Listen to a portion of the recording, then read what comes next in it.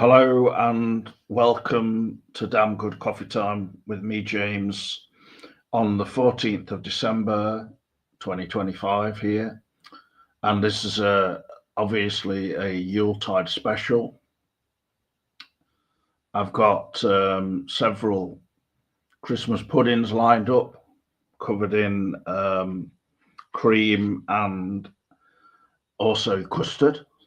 Uh, a large selection of mince pies, and obviously for the Twin Peaks fans out there, some cherry pie um, with some coffee and again lashings of cream. So I hope that's to your liking, John. I've always tried to figure this out, and I've never asked the question, what the hell is Yuletide? I mean, honestly, I don't know. I just said it. So, I don't think anybody knows what it means. well, let me just Google it now so that people can be informed of this Yuletide meaning. Yeah, It's very important. It's not actually Yuletide yet, so that's reassuring. It starts from the 21st of December here, apparently. Oh, it says that on Google. Yuletide is Sunday, the 21st of December to the 1st of January, which is a Thursday. So that's like about 10 days or more. So it's a celebration. 12 days. It's not like a burning piece of wood or something. It's a celebration. Well, you will not be surprised that it is an ancient Germanic winter solstice festival celebrating the rebirth of the sun, marked by feasting. Then it says feasting again, not fisting, songs and traditions like the Yule log and the Yule goat, with its customs merged into modern Christmas celebrations and still observed by some modern pagans for renewal and reflection. So, some modern pagans out there might be doing stuff with Yule log, and Yule goats. I don't know what that entails. All right. Sounds a little bit dodgy. Yeah, it is a bit dodgy. I mean, hopefully not too dodgy. But yeah, this is in modern usage, it's a synonym for Christmas. So that's the way I was using it. I wasn't trying to introduce sacrifice of goats. No, it was just a word. You hear it so often, but do you know what it means? I never knew what it meant. I was just curious. Whatever. So I'm sitting here, James, waiting patiently for them to install my new toilet. I don't know if I told you this, but I'm getting a new toilet. And no, I'm not joking. I'm actually getting a new toilet. They were supposed to install it yesterday, and they never did. And now I'm still waiting for it. You mean they're going to come today, possibly? Or you don't know? I have no idea. I don't know. It's like, just show up when you want. At least let me know when you're coming. Give me an idea. Because they're originally supposed to come yesterday after lunch.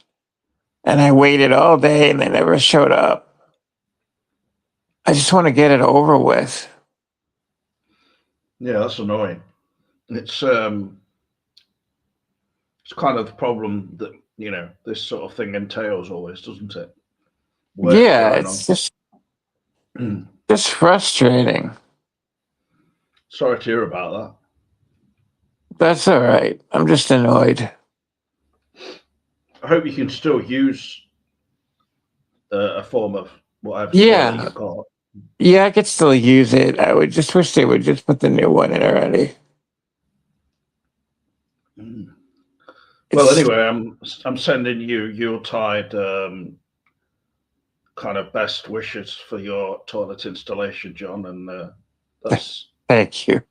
I hope people out there who are now watching, possibly 3 people watching this live now, are also going to send some Yuletide wishes for your Christmas logs or log, so that it can go down the new toilet that's going to be installed, and people can just think about that whilst praying or doing a meditation on it, anything like that, and that will help John.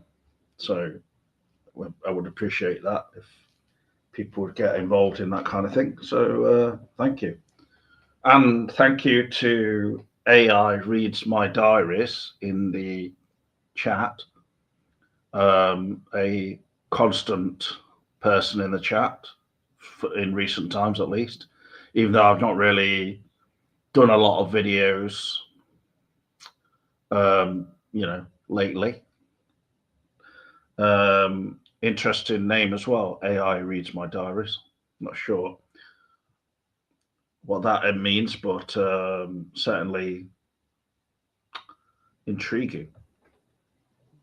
I'm intrigued myself. It sounds interesting.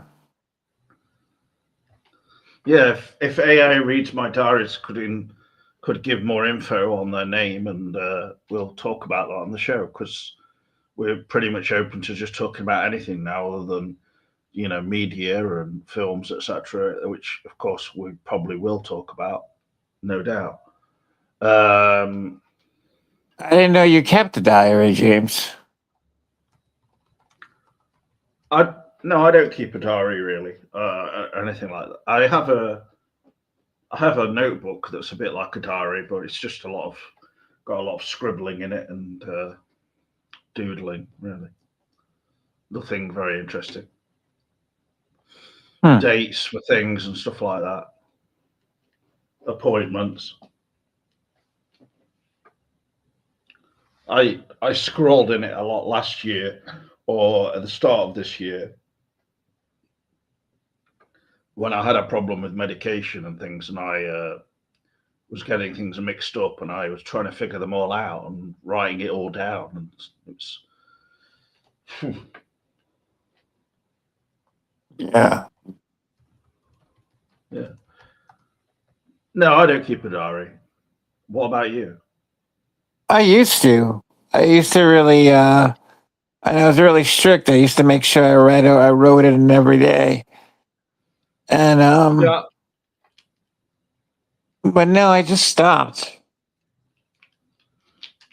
I had one when I was a teenager, and just before being a teenager, I think, that kind of age. When I'd have a crush on some girl in one of my classes or something, which would go on for a while. I remember that kind of thing. I don't think I'd really mention that much, to be honest. I keep everything very secretive, really. Yeah, I mean, well, diaries are supposed to keep, secret. So I wouldn't write, I have got this crush on this Kate or whoever, and because probably there's always the idea that maybe my brother or sister would get hold of the diary, and then they'd read upon this and say, who's this person, but greetings to Phantom Cooper there. Hello and welcome. How are you doing? And of course, if anyone watching now, AI reads my diaries, or Phantom Cooper, or anyone else who I don't know who you are, and keeping yourselves a bit secretive there, if you've watched any particular films and TV shows lately and you want to bring them up, then please do, because it gives more fuel for our discussion.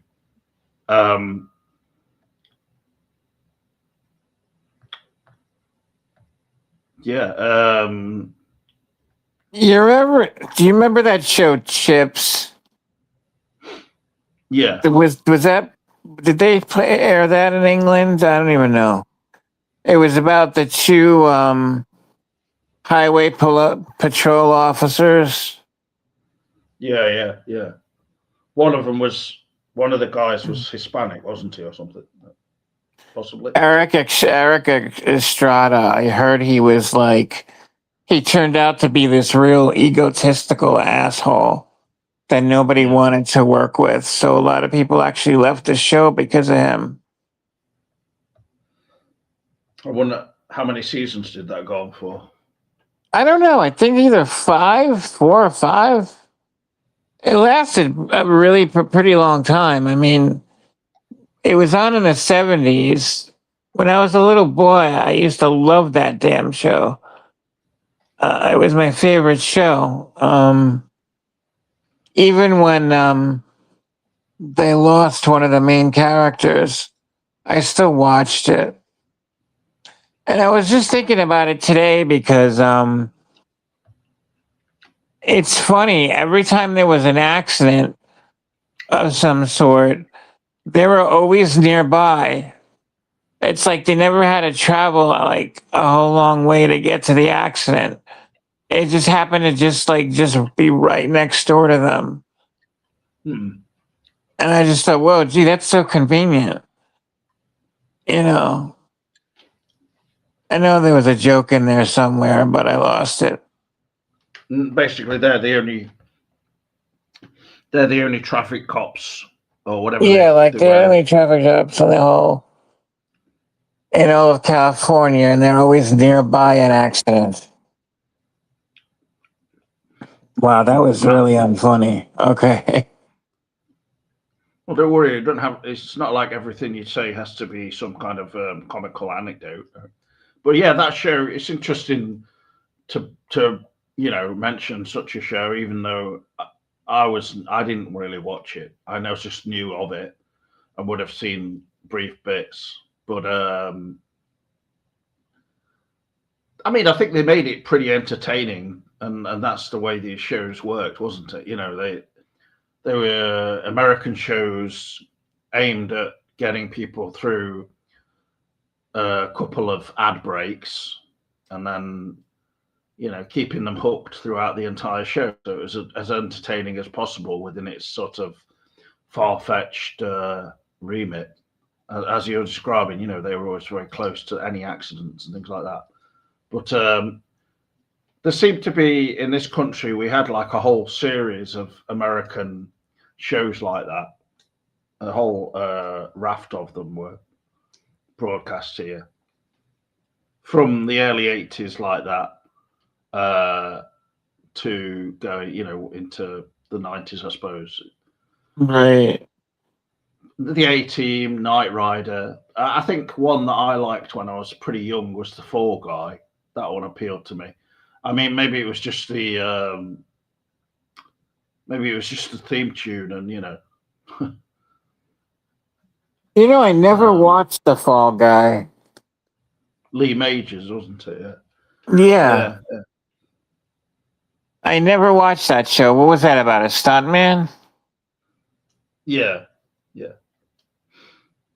And there were just so many different shows, weren't there? I mean, there were spin-offs from, if you remember the film Blue Thunder. Yeah, I'm not sure if I'm not sure if there was a spin-off show of Blue Thunder, but then there was Airwolf as well. Yeah, there was a Blue Thunder TV show. Yeah, and then there was like even a show called Street Hawk, which is, these shows were not exactly what you might call made massively imaginative, as the premise of them seemed to be built around basically either a bike or a car. It's the same with Knight Rider, really, although that might be sort of slightly being a bit negative about the show. But I don't want to dismiss Knight Rider, but. I never really got into Knight Rider either, and I wasn't really interested in that. Well, I think a lot of the appeal of shows like that was just the stock, theme tune, the high tech aspects of them that seemed impressive at the time, such a car as that, and the fact that it has a voice. But yeah, a show like Knight Rider, it's kind of appealing to children, isn't it? Very much. So, Of course. I mean, state the obvious. they used to have like things you used to be able to put on your bicycle that would talk, or they used to have the Knight Rider big wheel and stuff like that. Spin-off toys and watches. But it's funny you bring up Blue Thunder, because I was just reading about that recently. I remember when that show aired, it just didn't last very long. And then after Blue Thunder came Airwolf. Airwolf lasted a while. That show turned out to be really expensive. And they had a lot of problems with the main star, Jan Michael Vincent. He was an alcoholic, and he was a really bad alcoholic. So, like there's any good alcoholics. I don't know. Yeah. Crazy. But yeah, affected his behavior, no doubt. Yeah. He was People. He was a terrible guy. I mean, he was a wife beater, and he just wasn't a good person. Later appeared in Buffalo 66. Was he? Just randomly, he's in the scene in Buffalo 66 where they're in the bowling alley. There is one. He was in one movie that I really, really liked, and I can't remember the name of it, but it took place in Manhattan, and it was one of these gang movies where he had to get a group of people together to fight the gang. And I remember there was a scene where he boarded up his apartment really well, and the gang just came crashing through it. I don't know. It was really interesting to me. Was that like a TV movie or?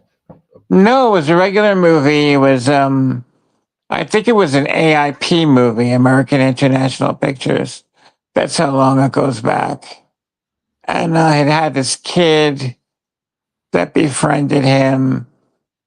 And this kid had a friend named Wacko. That was his short. I guess that was his nickname. He used to call him Wacko. Yeah, it was it was just one of those revenge movies. Like Vigilante a bit. Yeah, something like that, I mean, he was able to rally the troops together and finally take their buildings back and stuff like that. I've actually got him up on Wikipedia, like his whole filmography and stuff. Was it, if it was an 80s film, was it a hit list, perhaps? No, that's not the name. Here it says, they attacked the wrong woman, they kidnapped the wrong child, and they made the wrong man their target. No, that's not it. I'd love to remember the title of that movie, though. What are the other titles? Enemy Territory? No. Get Out of My Room. Hard Country, perhaps? No.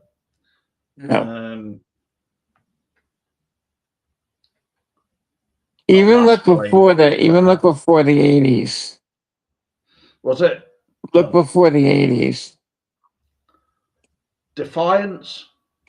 That's it. His character in it was called Tommy. Yeah, that was the movie Defiance. Merchant seaman Tommy Campbell receives a 6-month suspension. He is stuck in New York City with nothing to do. Is that Yep, it? that's it.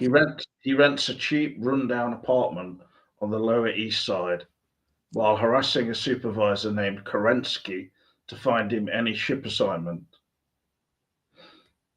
Okay. Does it by any chance say any place you can see it? I doubt it, but Well, you just have to type the film in, as where to watch. I doubt it's streaming anywhere, but that would be fun to watch again.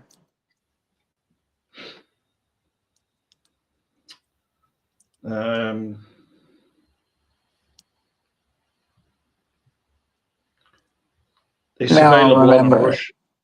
a Russian website to watch in its entirety.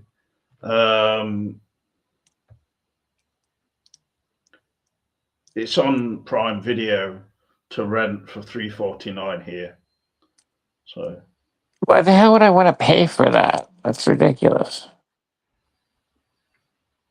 his street is ruled by the Souls, it says, a gang that terrorizes the entire neighborhood. Yeah. Gritty, it says, apparently.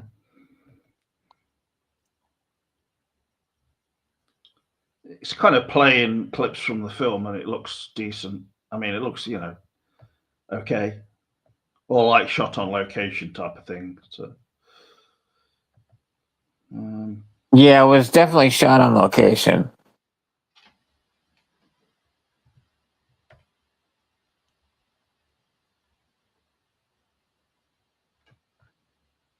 I think some of the sets were built in a studio, though, like the apartment.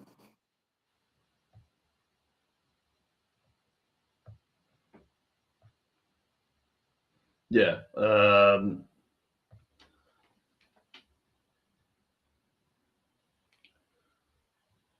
I'll just go to Phantom Cooper's comments about you've been watching the new It show, Welcome to Derry, and Pluribus, however you say that. You say the latter is so boring. It is really fun. It is really fun, the show. Very gruesome. But I only watched the first episode of it, Welcome to Derry, and I mean, it was kind of okay, but I wasn't really too gripped by it, to be honest myself. But I've watched all of Pluribus up to episode 7, Apple TV. I think it's only going to be 8 episodes. I'm not sure. They probably should do it 10 episodes, really. But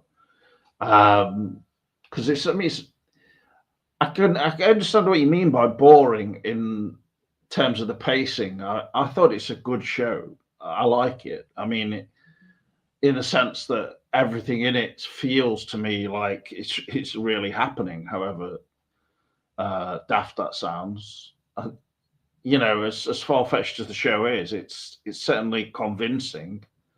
If that's like a plus for it, I like it. I didn't find it boring, not at all. Actually, I really found it quite gripping as a whole, and just drew me into its world, I suppose. But at the same time, I can understand why you might find it rather slow moving and just uneventful as well. It's like we're now 7 episodes in, and really, what has actually happened? It's this last episode I thought was pretty good in that she was just amusing herself seemingly with all these like drinking and letting off the fireworks, going golfing, and well, whatever that God knows else she was doing. But then she's just really lonely, I suppose. But I don't know. I mean, it's if you say it's sci-fi for people who don't like sci-fi, Phantom Cooper, I don't know. I mean, I wouldn't class it exactly as sci-fi anyway. It's just, I suppose the central premise is has got a sci-fi aspect to it, in that all the people apart from 10 or 12 people are in the entire world, are sort of overtaken by a virus, which makes them all linked, and they're all basically invasion of the body snatchers type of material. But apart from the fact that they're not coming after them or anything like that, they're not antagonistic, but rather entirely supportive, to the point that the main character, the female character, finds it nauseating. All the other people who are overtaken by this virus or whatever it is are entirely amenable and very pleasant, and always trying to help everybody else who isn't afflicted like them. But anyway, it's a good show, John. I recommend it. So, Will Graham in the chat says, funny you mentioned these shows. I'm currently rewatching all of Miami Vice. There are some really dark, hard-hitting episodes. I mean, Will Graham has got a picture of that character of Will Graham in Manhunter, which is obviously a Michael Mann film. Not sure if that's why he decided to call it Manhunter, but yeah, I don't know. I don't know what to think about Miami Vice, as I've never really watched the show, but obviously I know of it. No. What happened?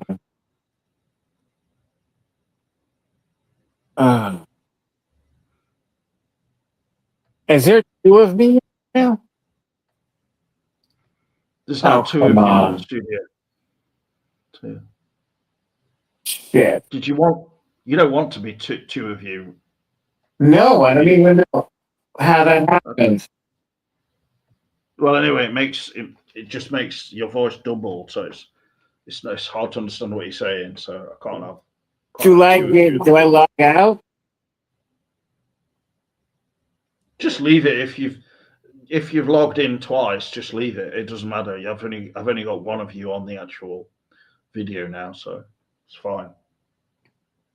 So you're only seeing me once.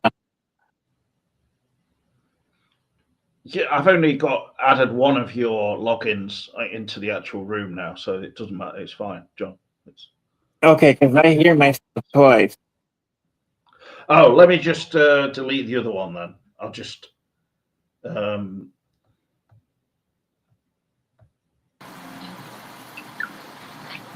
we go. Okay. Okay. I mean, can you still hear me? Yeah, I can hear. I can hear you fine now, but unfortunately, I can hear myself. Because I'm not in the room anymore.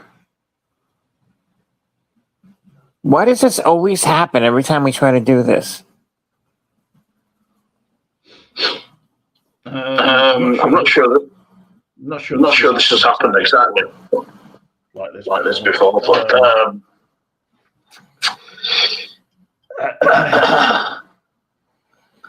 oh, come on. I'm sorry, James. I'm trying to get back into the stream. You are in stream now, but okay, I'm not going to look at this. As long as you can hear me, then that's fine, because I can't see anything on the thing. So as long as you can hear me, that's all that matters. Yeah, I can hear you fine now. The only issue, John, is I can hear myself for some reason on your loud like feedback. Oh, jeez. Do you want to go? Shall I log you out? Let me log you out of the room and then try logging back in. Okay, sounds good. I'm just.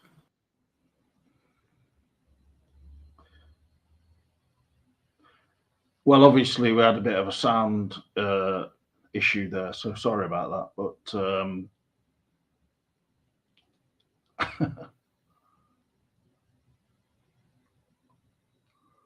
Hopefully John can just log back in.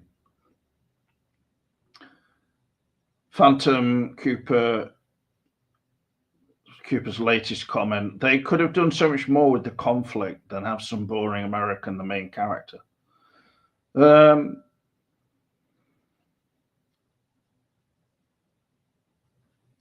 Well, I mean, maybe she's supposed to be like that. She's not. I mean, the main character is not really that likable, is she? That's the sort of premise of the show. But it's reached the point where she sort of had a kind of emotional breakdown, by this point. But you could argue different things about the show, whether it works or not. I kind of agree with you to some extent. Okay, that's better. Can you hear me, James? Right? Yes, and there's no feedback now, so perfect. Sorry about that. That's all right. I don't know. I've just wondered why it was why I could hear myself so loud. I don't know what was causing that, but I was trying to do something with the screen or whatever, and I don't know, it just multiplied my hang on 1 second. Yeah. Hey, Alejandro. James, I hate to do this, but the guy that installs my toilets here. Oh, all right. Okay, well, are you able to carry on doing the show once you've let them in or something? Or can you give me like an hour? An hour? Oh, right. No. No problem. No. Well, no, we won't do that. We'll just leave the show as it is, and then I'll just carry on talking for a small amount of time, and then we'll. I'm sorry, James. A short one. Okay. No. Obviously, it's you need to attend to what's going on there. So. Yeah. Thank you for joining me though so far, John. Thanks for having me on, man. We'll catch up in the week. Okay, sounds good. Take care. And happy Yuletide in the meantime. Yeah, we'll talk before then. Yeah.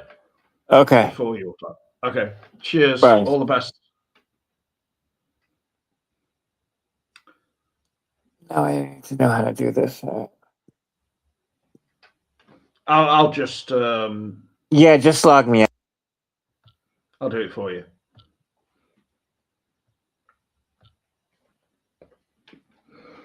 Thank you there again to John. And the first 2 seasons of Man in Miami Vice have executive producer Michael Mann's 80s style all over them. Very pastel color palette. I also love his other 80s show, Crime Story, but it was cancelled after 2 seasons. And I mean, I would imagine that Michael Mann directed some of the early episodes, right? But one of the episodes of Vice even has Crockett essentially playing Will Graham, getting into the head of a creepy home invader. Oh, that sounds good.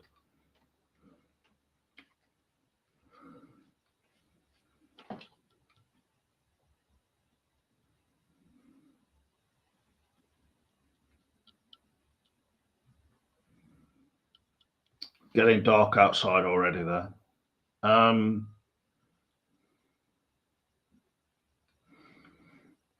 Well, I haven't got an immense amount of things to talk about other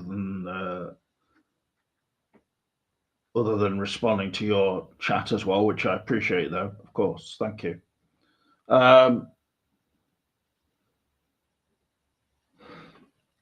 don't have any amazing insights to offer at this point, but last night I was actually watching a film which is I presumed happened near Christmas, but it's more Thanksgiving, Planes, Trains and Automobiles. And yeah, what else can I say other than that it's an entertaining, decent comedy film, of course. And probably, one of John Hughes's best films in some aspects. It's a very commercial offering from Hughes, I would say, even though his films all have a sort of, they're all commercially palatable or commercially appealing, but I think that one in particular is edited and kind of finessed with the soundtrack and everything, which is quite perhaps somewhat dated at this point, but it's it's very aimed at to be a commercially successful film for sure. I suppose the two leads in it as well are not. It's not characteristically a John Hughes film in its casting with John Candy and Steve Martin, But it's a very entertaining, well-made comedy film. There's things in it that stand out, like this lighting on my face is.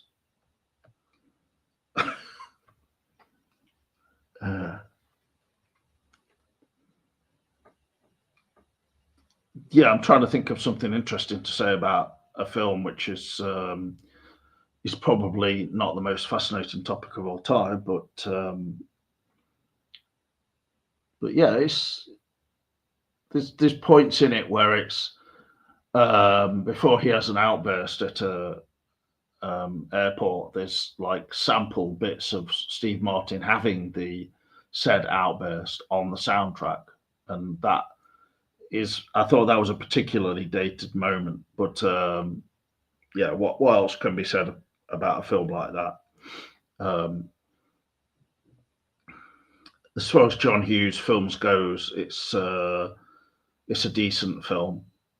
Probably not as interesting as certain other films of his, something like Uncle Buck, for example. I think Uncle Buck is darker and certainly overall a more interesting, better made film. But yeah.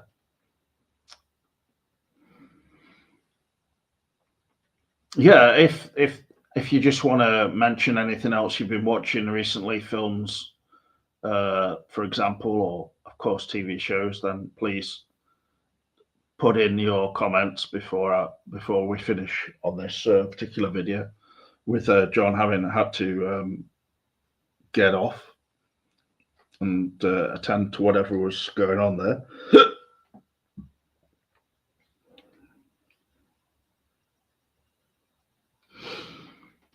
Oh yeah, before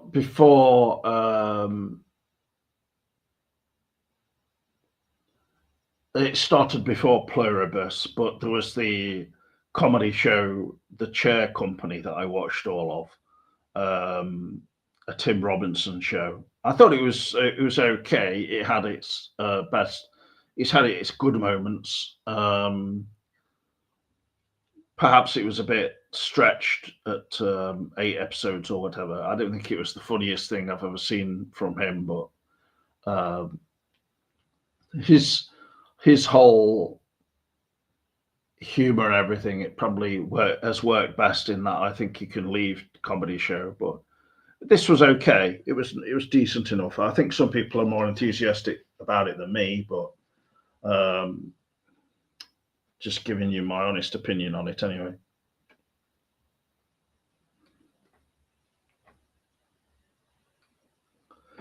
I've not really picked up on any major interesting news or anything in the world of Twin Peaks or David Lynch lately. I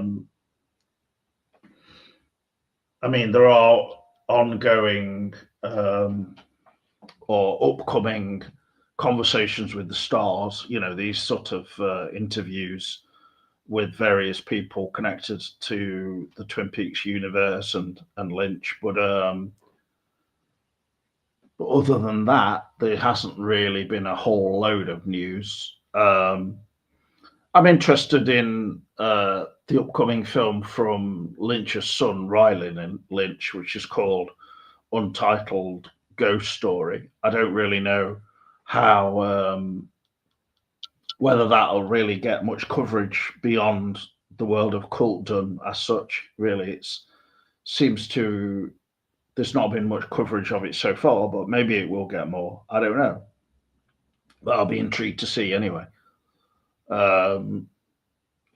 Yeah, so thank you for coming in the chat, anybody, and giving us your thoughts. I appreciate it.